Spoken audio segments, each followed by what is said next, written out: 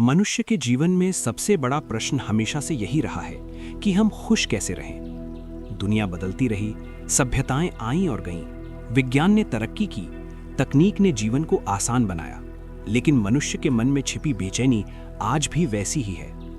हर इंसान, चाहे वो किसी भी देश में रहता हो, किसी भी धर्म या संस्कृति से जुड़ा हो, भीतर से एक ही बात चाहता है, सुख और शांति। हम सब अपने जीवन में अलग अलग परिस्थितियों से गुजरते हैं। कोई धन की कमी से जूझ रहा है, तो कोई संबंधों की उलझन में फंसा है, कोई बीमारी से परेशान है, तो कोई भविष्य की चिंता में डूबा हुआ है।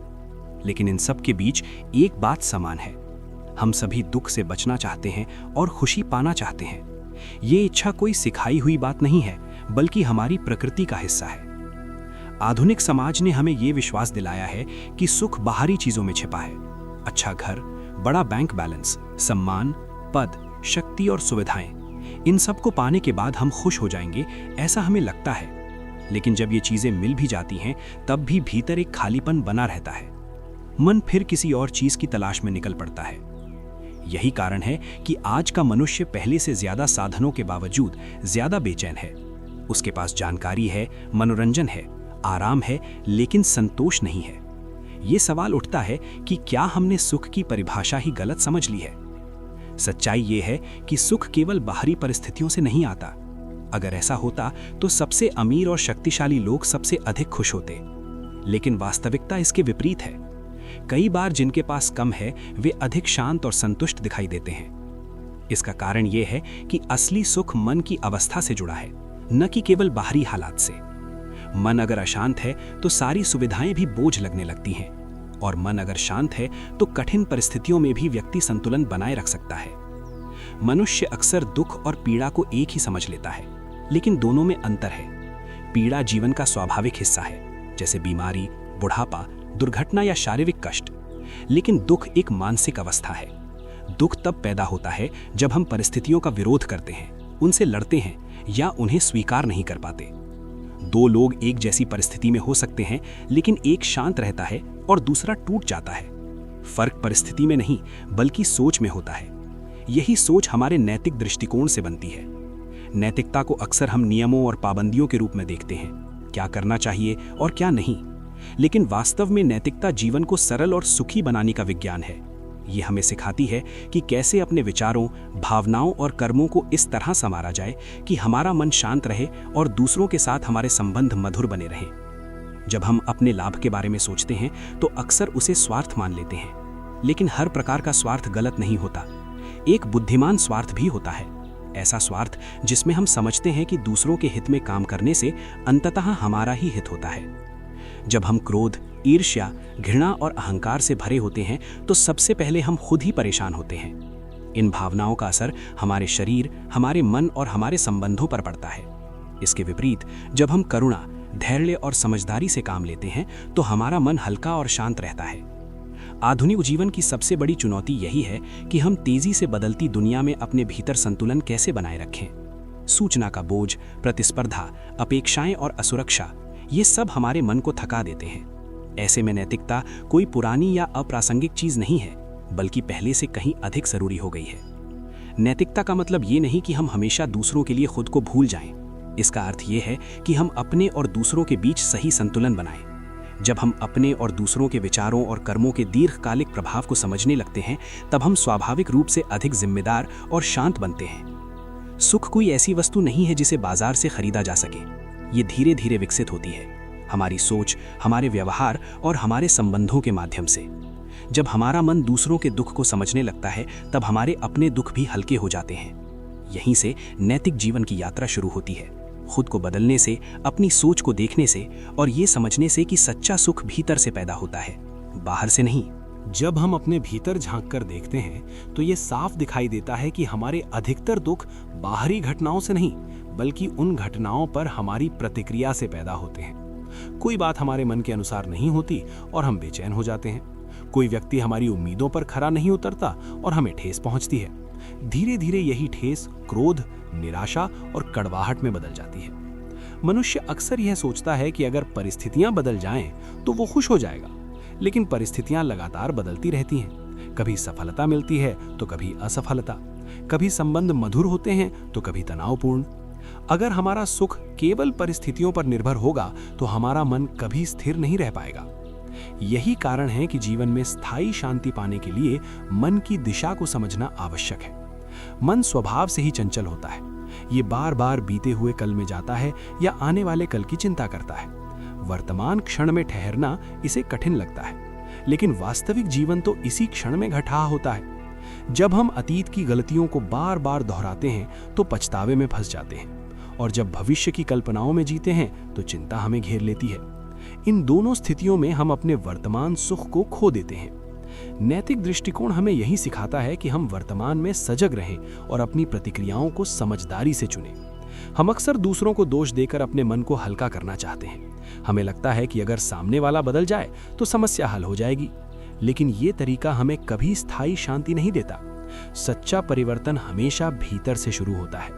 जब हम अपनी सोच बदलते हैं तब दुनिया हमें अलग दिखाई देने लगती है। मनुष्य सामाजिक प्राणी है, हम अकेले नहीं जी सकते। हमारे सुख दुख का गहरा संबंध दूसरों से होता है। अगर हमारे संबंध तनावपूर्ण हैं तो हमारा मन भी अशांत रहता है, और अगर संबंधों में विश्वास, सम्मान और करुणा है तो जीवन सहज लगता है। नैतिकता का एक महत्वपूर्ण पहलू यही है कि ये हमें दूसरों के दृष्टिकोण को समझने की क्षमता देती है। जब हम ये मान लेते हैं कि सामने वाला भी हमारी ही तरह सुख चाहता है और दुख से बचना चाहता है, तो हमारे भीतर अपने आप नरमी आ जाती है। हम कठोर निर्णय लेने से पहले ठहरने लगते हैं। क्रोध एक ऐसी भावना है जो क्षणिक राहत तो दे सकती है, लेकिन लंबे समय में केवल नुकसान ही पहुंचाती है। क्रोध में कहे गए शब्द और किए गए कर्म रिश्तों में दरार पैदा कर देते हैं। बाद में पछतावा होता है, लेकिन तब तक नुकसान हो चुका होता है। नैतिक जीवन हमें क्रोध को दबाने नहीं बल्कि समझने की शिक्षा देता है। जब हम क्रोधित होते हैं तो वास्तव में हम अपने ही मन को सजा दे रहे होते हैं। हमारी धड़कन तेज हो जाती है, विचार उलझ जाते हैं और विवेक धुंधला पड़ जाता है। इसके विपरीत जब हम धैर्य से काम लेते हैं तो हमारे भीतर स्पष्टता बनी रहती है। धैर्य का मतलब कमजोरी नहीं है, ये भीतर की शक्ति का संकेत है। जो व्यक्ति अपने मन को नियंत्रित कर सकता है वही वास्तव में शक्तिशाली होता है। बाहरी शक्ति से डर पैदा किया जा सकता है, लेकिन सम्मान नहीं। सम्मान हमेशा संयम और समझ से पैदा होता है। ईर्ष्या भी हमारे दुख का एक बड़ा कारण है। जब हम दूसरों की सफलता को अपनी कमी समझने लगते हैं तो हमारा मन अशांत हो जाता है। हम भूल जाते हैं कि हर व्यक्ति की परिस्थितियां, क्षमताएं और यात्राएं अलग होती हैं। तुलना हमें आगे बढ़ाने के बजाय भीतर से खोखला कर देती है। नैतिक दृष्टिकोण हमें सिखाता है कि हम अपनी तुलना दूसरों से नहीं बल्कि अपने ही बीते हुए स्वरूप से करें। आज हम कल से बेहतर कैसे बन सकते हैं, यही सोच हमें आगे ले जाती है। जब हम अपने भीतर सुधार की भावना रखते हैं तो दूसरों की प्रगति हमें प्रेरणा देने लगती है, जलन नहीं। जीवन में दुख पूरी तरह समाप्त नहीं किया जा सकता। शारीरिक पीड़ा, हानि और परिवर्तन जीवन का हिस्सा है, लेकिन मानसिक दुख को काफी हद तक कम किया जा सकता है। ये इस बात पर निर्भर करता है कि हम जीवन की घटनाओं को किस दृष्टि से देखते हैं। जब हम ये स्वीकार कर लेते हैं कि परिवर्तन अनिवार्य है, तब हम उससे लड़ने के बजाय उसके साथ बहना सीखते हैं। ये स्वीकार्यता हमें भीतर से मजबूत बनाती है। हम टूटते नहीं बल्कि सीखते हैं। नैतिक जीवन का अर्थ किसी आदर्श कल्पना में जीना नहीं है। ये एक व्यावहारिक मार्ग है जो हमें हर दिन थोड़ी थोड़ी समझदारी सिखाता है। ये हमें बेहतर इंसान बनने का दबाव नहीं देता, बल्कि बेहतर इंसान बनने की दिशा दिखाता है। यही समझ धीरे धीरे हमारे जीवन में स्थिरता लाने लगती है। मन हल्का होने लगता है, विचार स्पष्ट होने लगते हैं और संबंधों में गर्माहट लौटने लगती है। यहीं से सच्चे सुख की नींव पड़ती है। जब मन थोड़ा शांत होने लगता है, तब हमें अपने जीवन के उद्देश्य पर विचार करने का अवसर मिलता है। अक्सर हम बिना सोचे समझे एक तय दिशा में भागते रहते हैं। समाज, परिवार और परिस्थितियां हमारे लिए लक्ष्य तय कर देती हैं और हम उन्हें ही अपना लक्ष्य मान लेते हैं। लेकिन कभी-कभी रुककर ये पूछना जरूरी हो जाता है कि क्या यही दिशा हमें भीतर से संतोष दे रही है? मनुष्य का जीवन केवल उपलब्धियां जोड़ने का नाम नहीं है। पद, पैसा और पहचान ये सब साधन हैं, लक्ष्य नहीं। अगर साधन ही लक्ष्य बन जाएं, तो जीवन बोझिल हो जाता है। नैतिक दृष्टिकोण हमें ये समझने में मदद करता है कि हमारे कर्म किस दिशा में जा रहे हैं और उनका प्रभाव केवल हमारे ऊपर ही नहीं बल्कि दूसरों पर भी पड़ता है। हर व्यक्ति अपने जीवन में अर्थ की तलाश करता है। ये अर्थ केवल सफलता से नहीं आता बल्कि इस बात से आता है कि हम अपने समय, ऊर्जा और क्षमताओं का उपयोग किस तरह करते हैं। जब हमारे कर्म केवल स्वार्थ तक सीमित रहते हैं तो मन असंतुष्ट रहता है, लेकिन जब वही कर्म किसी बड़े उद्देश्य से जुड़ जाते हैं तो जीवन में गहराई आने लगती है। हम जो भी करते हैं उसका एक प्रभाव होता है। हमारे शब्द किसी को प्रेरित कर सकते हैं या किसी को चोट पहुंचा सकते हैं। हमारे निर्णय किसी का जीवन आसान बना सकते हैं या कठिन। अक्सर हम इन प्रभावों पर ध्यान नहीं देते क्योंकि हम अपने ही दृष्टिकोण में उलझे रहते हैं। नैतिकता हमें ये सजगता देती है कि हम अपने कर्मों के परिणामों को समझें। ये सजगता डर से नहीं आती बल्कि समझ से आती है। जब हम समझते हैं कि हमारे व्यवहार से दूसरों को कैसा महसूस होता है, तब हमारे भीतर स्वाभाविक रूप से जिम्मेदारी का भाव पैदा होता है। मनुष्य की एक बड़ी भूल ये होती है कि वो स्वयं को बाकी दुनिया से अलग मान लेता है। वो सोचता है कि उसके सुख दुख का संबंध केवल उसी से है, लेकिन वास्तव में हम सब एक दूसरे से गहराई से जुड़े हुए हैं। हमारा जीवन एक दूसरे के जीवन को लगातार प्रभावित करता रहता है। जब हम ये समझ लेते हैं कि दूसरों की खुशी और शांति से हमारी अपनी खुशी जुड़ी हुई है, तब हमारे सोचने का तरीका बदलने लगता है। हम केवल अपने लाभ के बारे में नहीं बल्कि सामूहिक भलाई के बारे में भी सोचने लगते हैं। यही सोच नैतिक जीवन की नींव है। करुणा कोई भावुक कमजोरी नहीं है, ये गहरी समझ का परिणाम है। करुणा तब जन्म लेती है जब हम ये पहचानते हैं कि सामने वाला भी हमारी ही तरह संघर्ष कर रहा है। उसके भी डर हैं, उसकी भी उम्मीदें हैं और उसके भी अपने दुख हैं। जब हम करुणा से देखते हैं तो हमारे भीतर कठोरता कम होने लगती है। हम तुरंत निर्णय नहीं सुनाते बल्कि सुनने का प्रयास करते हैं। ये सुनना ही कई बार सबसे बड़ा सहारा बन जाता है।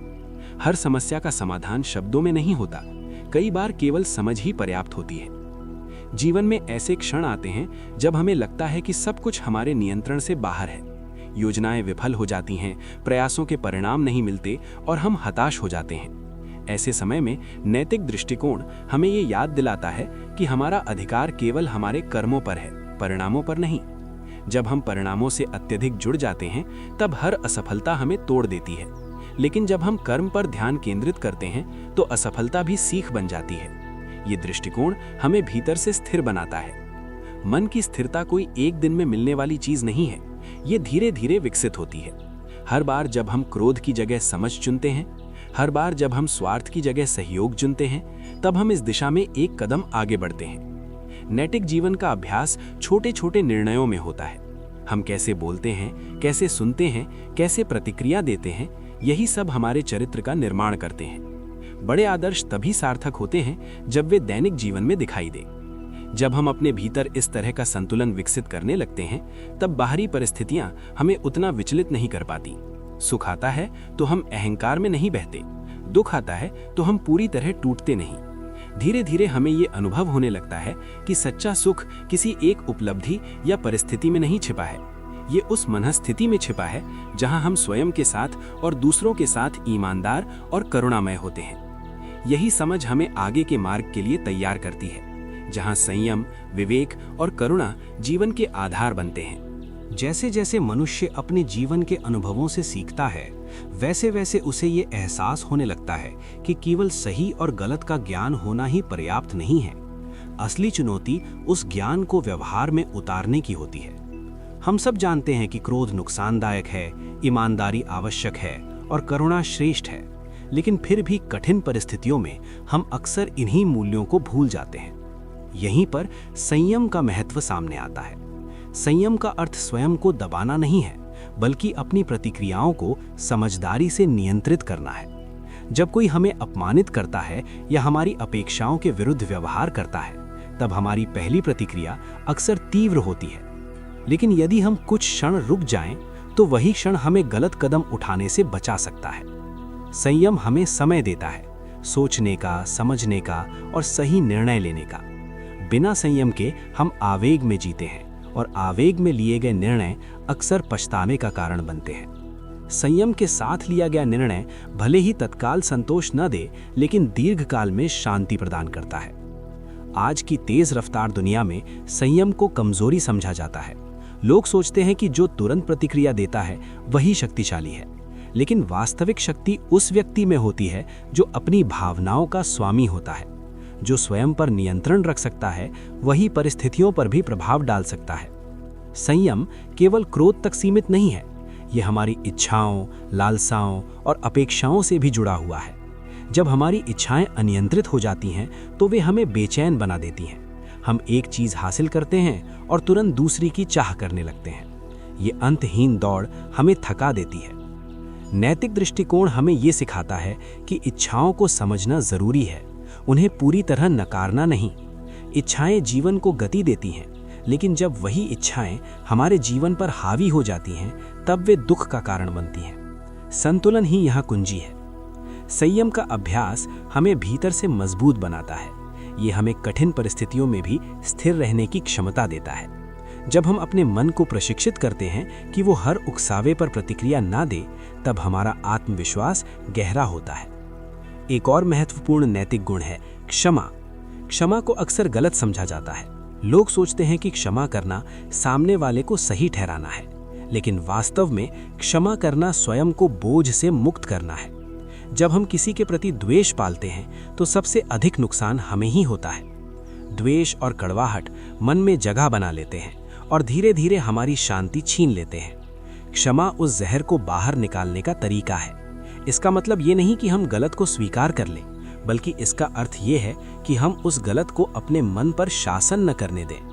क्षमा और संयम एक दूसरे से जुड़े हुए हैं। जब हमारे भीतर संयम होता है तभी हम क्षमा कर पाते हैं, और जब हम क्षमा करना सीखते हैं तो हमारा मन हल्का होने लगता है। ये हल्कापन ही हमें आगे बढ़ने की शक्ति देता है। नैतिक जीवन का मार्ग हमें ये नहीं सिखाता कि हम कभी गिरेंगे नहीं, बल्कि ये सिखाता है कि गिरने के बाद कैसे उठना है।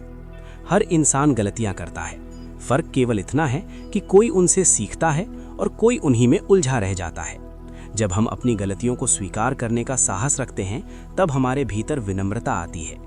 विनम्रता हमें दूसरों से जोड़ती है, ये अहंकार की दीवारों को घिराती है और संवाद के द्वार खोलती है। आधुनिक समाज में अहंकार कई रूपों में दिखाई देता है। ज्ञान का अहंकार, सफलता का अहंकार, नैतिक श्रेष्ठता का अहंकार। लेकिन अहंकार चाहे जिस रूप में हो, वो हमें दूसरों से दूर करता है। नैतिक दृष्टिकोण हमें ये याद दिलाता है कि हम सब सीखने की प्रक्रिया में हैं।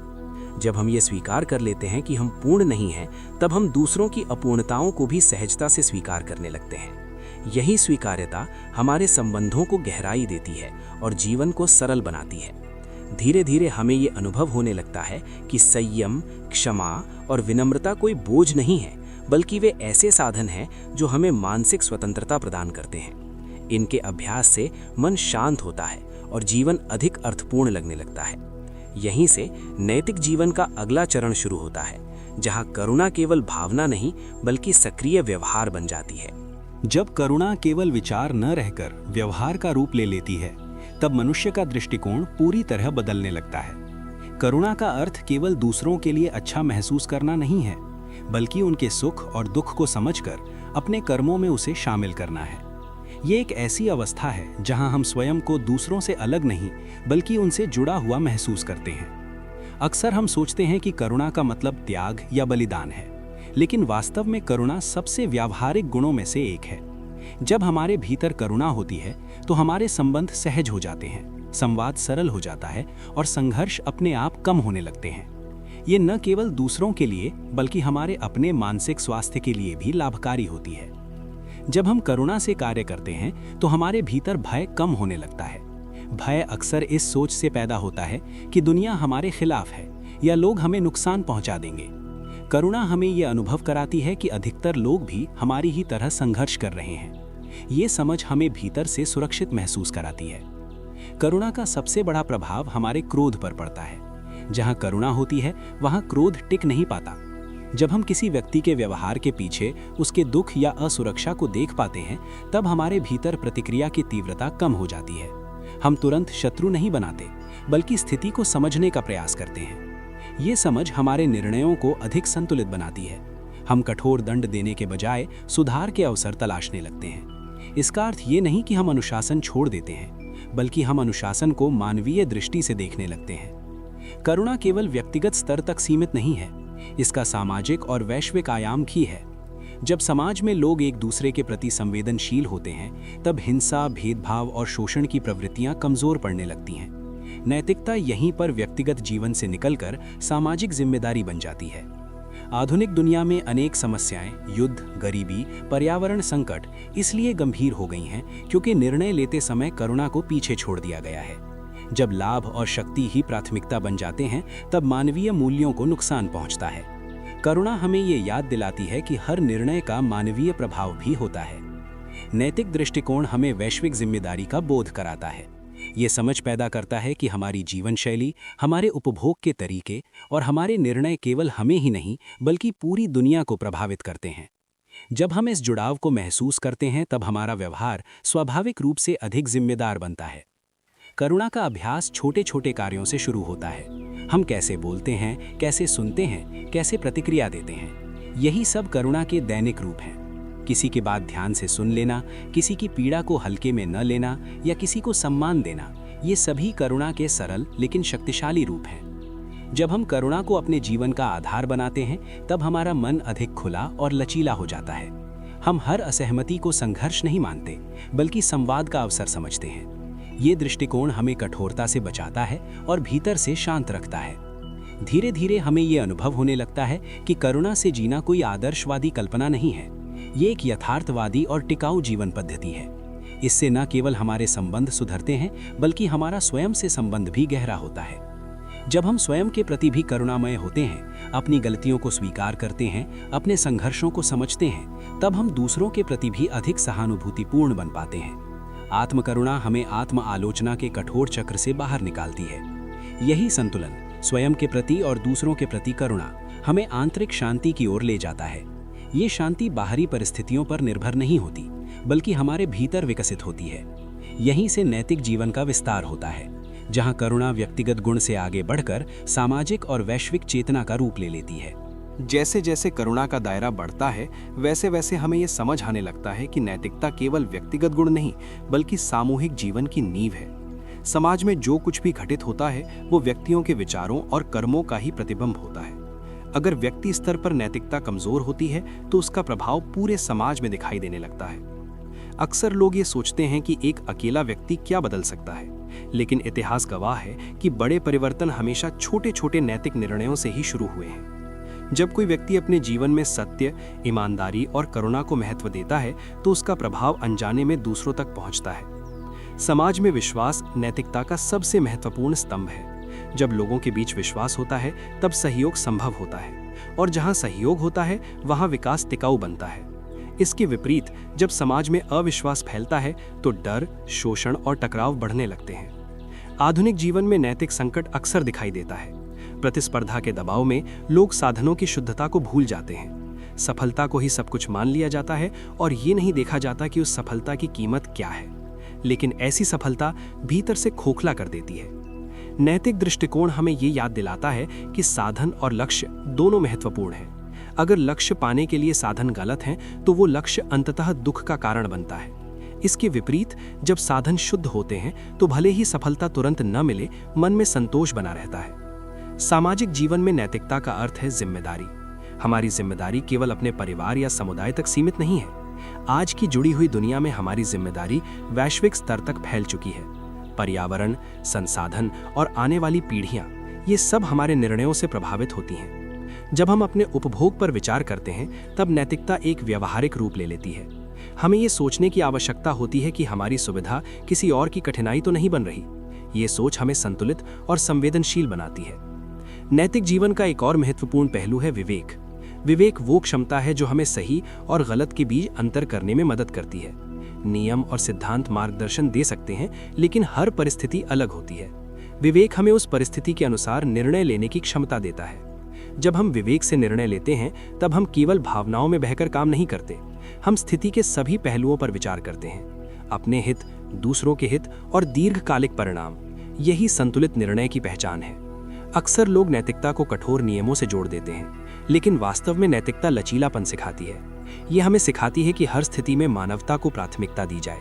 नियम तभी सार्थक होते हैं जब वे मानवीय मूल्यों की रक्षा करें। नैतिक जीवन का अभ्यास हमें धैर्य भी सिखाता है। समाज में बदलाव धीरे धीरे आता है, त्वरित परिणामों की अपेक्षा हमें निराश कर सकती है, लेकिन जब हम धैर्य रखते हैं और अपने मूल्यों पर टिके रहते हैं, तब बदलाव स्थायी होता है। जब व्यक्ति और समाज दोनों स्तर पर नैतिकता को महत्व दिया जाता है, तब संघर्ष कम होते हैं और संवाद बढ़ता है। लोग एक दूसरे को शत्रु नहीं बल्कि सहयात्री के रूप में देखने लगते हैं। ये दृष्टिकोण शांति की दिशा में एक बड़ा कदम है। धीरे धीरे हमें ये अनुभव होने लगता है कि नैतिकता कोई आदर्शवादी सपना नहीं है, ये एक व्यावहारिक आवश्यकता है, व्यक्ति के लिए भी और समाज के लिए भी। इसके बिना न तो स्थायी सुख संभव है और न ही स्थायी शांति। यहीं से ये समझ और गहरी होती है कि सच्ची नैतिकता हमें केवल अच्छा इंसान ही नहीं बनाती, बल्कि जिम्मेदार नागरिक और संवेदनशील मानव भी बनाती है। जैसे जैसे नैतिक दृष्टिकोण परिपक्व होता है, वैसे वैसे मनुष्य को यह स्पष्ट होने लगता है कि शांति केवल बाहरी व्यवस्थाओं से नहीं आती। कानून, नियम और संस्थाएं समाज को दिशा दे सकती हैं, लेकिन वास्तविक शांति मनुष्य के भीतर से ही जन्म लेती है। अगर भीतर अशांति है तो बाहरी शांति भी टिक नहीं पाती। अक्सर हम ये मान लेते हैं कि संघर्ष की जड़ बाहर है, दूसरे लोग, दूसरी विचारधाराएं, दूसरी संस्कृतियां। लेकिन जब हम गहराई से देखते हैं तो पता चलता है कि अधिकांश संघर्षों की शुरुआत हमारे मन में ही होती है। भय, असुरक्षा और अज्ञान यही टकराव के बीज हैं। जब मन भय से भरा होता है तो वह दूसरों को खतरे के रूप में देखने लगता है। ये भय धीरे धीरे अविश्वास में बदल जाता है और अविश्वास संघर्ष को जन्म देता है। नैतिक जीवन हमें इस भय को समझने और इससे ऊपर उठने की क्षमता देता है। अज्ञान भी एक बड़ा कारण है। जब हम दूसरों को केवल लेबल के रूप में देखते हैं, उनका धर्म, उनकी जाति, उनकी भाषा, तो हम उनके मानवीय पक्ष को भूल जाते हैं। नैतिक दृष्टिकोण हमें यह याद दिलाता है कि हर व्यक्ति सबसे पहले एक मनुष्य है, जिसकी मूल इच्छाएं हमारी ही तरह हैं। शांति का अर्थ संघर्ष की अनुपस्थिति नहीं है, बल्कि संघर्ष को बिना हिंसा के सुलझाने की क्षमता है। मतभेद होना स्वाभाविक है, लेकिन उन्हें सुलझाने का तरीका ही ये तय करता है कि समाज किस दिशा में जाएगा। जब संवाद की जगह हिंसा ले लेती है तो दोनों पक्ष हारते हैं। नैतिकता हमें संवाद का मार्ग दिखाती है। संवाद तभी संभव होता है जब हम सुनने के लिए तैयार हों। सुनना केवल शब्दों को सुनना नहीं है, बल्कि सामने वाले की भावना और अनुभव को समझने का प्रयास करना है। ये प्रयास अपने आप में तनाव को कम कर देता है। अक्सर लोग सोचते हैं कि अहिंसा निष्क्रियता है, लेकिन अहिंसा सबसे सक्रिय और साहसी मार्ग है। हिंसा आसान है क्योंकि वह तत्काल प्रतिक्रिया देती है। अहिंसा कठिन है क्योंकि उसमें धैर्य, आत्मनियंत्रण और साहस की आवश्यकता होती है। अहिंसा का अर्थ ये नहीं कि हम अन्याय को स्वीकार कर लें। इसका अर्थ ये है कि हम अन्याय का सामना बिना घृणा और प्रतिशोध के करें। जब हम घृणा से लड़ते हैं तो हम स्वयं भी उसी का हिस्सा बन जाते हैं, लेकिन जब हम विवेक और करुणा से खड़े होते हैं तो परिवर्तन की संभावना बढ़ जाती है। व्यक्ति स्तर पर शांति का अभ्यास हमें समाज स्तर पर शांति के लिए तैयार करता है। जब हम अपने दैनिक जीवन में छोटे छोटे संघर्षों को शांति से सुलझाने लगते हैं, तब हम बड़े संघर्षों के समाधान की क्षमता भी विकसित करते हैं। परिवार, कार्यस्थल और समुदाय, ये सभी शांति के अभ्यास के क्षेत्र हैं। हम कैसे असहमति जताते हैं, कैसे आलोचना करते हैं और कैसे सीमाएं तय करते हैं, यही सब हमारी नैतिक परिपक्वता को दर्शाते हैं। वैश्विक स्तर पर भी शांति की आवश्यकता पहले से कहीं अधिक है। तकनीक ने दुनिया को जोड़ दिया है, लेकिन मनुष्यों के दिल अभी भी दूर दूर हैं। नैतिक दृष्टिकोण हमें ये याद दिलाता है कि पृथ्वी पर रहने वाला हर व्यक्ति किसी न किसी रूप में हमारा सहयात्री है। जब हम इस जुड़ाव को समझते हैं, तब युद्ध और हिंसा की कीमत स्पष्ट दिखाई देने लगती है।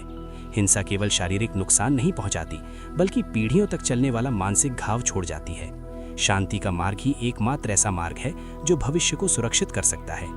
धीरे धीरे ये स्पष्ट होता जाता है कि शांति कोई अंतिम लक्ष्य नहीं, बल्कि एक निरंतर अभ्यास है। ये हर दिन के छोटे छोटे निर्णयों में झलकती है। हम क्या चुनते हैं, कैसे बोलते हैं और किस दृष्टि से दुनिया को देखते हैं।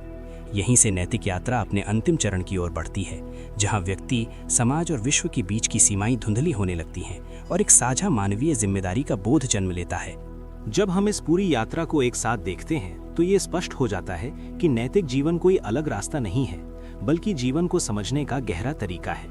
ये हमें सिखाता है कि सुख और शांति बाहर की परिस्थितियों में नहीं, बल्कि हमारे भीतर विकसित होने वाली मनस्थिति में निहित है। मनुष्य अक्सर ये सोचता है कि जब दुनिया बदल जाएगी तब वो शांत होगा, लेकिन वास्तविक परिवर्तन हमेशा भीतर से शुरू होता है। जब हमारा दृष्टिकोण बदलता है, तब वही दुनिया हमें अलग दिखाई देने लगती है। वही परिस्थितियां, वही लोग, लेकिन प्रतिक्रिया अलग हो जाती है। नैतिकता हमें ये याद दिलाती है कि हम अकेले नहीं हैं। हमारा जीवन अनगिनत जीवनों से जुड़ा हुआ है। हमारे शब्द, हमारे कर्म और हमारे निर्णय, सबका प्रभाव पड़ता है। जब हम इस प्रभाव के प्रति सजग हो जाते हैं तब हमारे भीतर जिम्मेदारी का भाव स्वाभाविक रूप से पैदा होता है। ये जिम्मेदारी बोझ नहीं बनती बल्कि हमें उद्देश्य देती है। उद्देश्य के बिना जीवन दिशाहीन हो जाता है और जब जीवन को दिशा मिल जाती है तब कठिनाइयां भी हमें तोड़ने के बजाय मजबूत बनाती हैं। नैतिक जीवन हमें यह भी सिखाता है कि दुख जीवन का हिस्सा है, लेकिन दुख से पीड़ित होना अनिवार्य नहीं है। पीड़ा आएगी शरीर में, परिस्थितियों में, लेकिन मानसिक दुख को कम किया जा सकता है। ये इस बात पर निर्भर करता है कि हम परिस्थितियों को किस तरह समझते हैं और उनसे कैसे संबंध बनाते हैं। जब हम स्वीकार्यता, संयम और करुणा को अपनाते हैं तब मन में स्थिरता आती है। ये स्थिरता हमें जीवन की अनिश्चितताओं के बीच भी संतुलन बनाए रखने की शक्ति देती है। हम हर उतार चढ़ाव में बह नहीं जाते बल्कि सीखते हुए आगे बढ़ते हैं। नैतिकता हमें पूर्ण बनने का दावा नहीं सिखाती, ये हमें ईमानदार बनने की प्रेरणा देती है, अपने प्रति भी और दूसरों के प्रति भी। यही ईमानदारी ही हमें भीतर से हल्का बनाती है। जब हमें कुछ साबित नहीं करना होता तब जीवन सरल हो जाता है। धीरे धीरे हमें ये अनुभव होने लगता है कि सच्चा सुख किसी एक उपलब्धि, किसी एक व्यक्ति या किसी एक परिस्थिति पर निर्भर नहीं है। ये उस आंतरिक स्वतंत्रता से आता है जहां हम क्रोध, भय और द्वेष के गुलाम नहीं रहते। जब मन स्वतंत्र होता है तब करुणा स्वाभाविक बन जाती है, और जब करुणा स्वाभाविक हो जाती है तब नैतिकता किसी नियम की तरह नहीं बल्कि जीवन की सहज अभिव्यक्ति बन जाती है।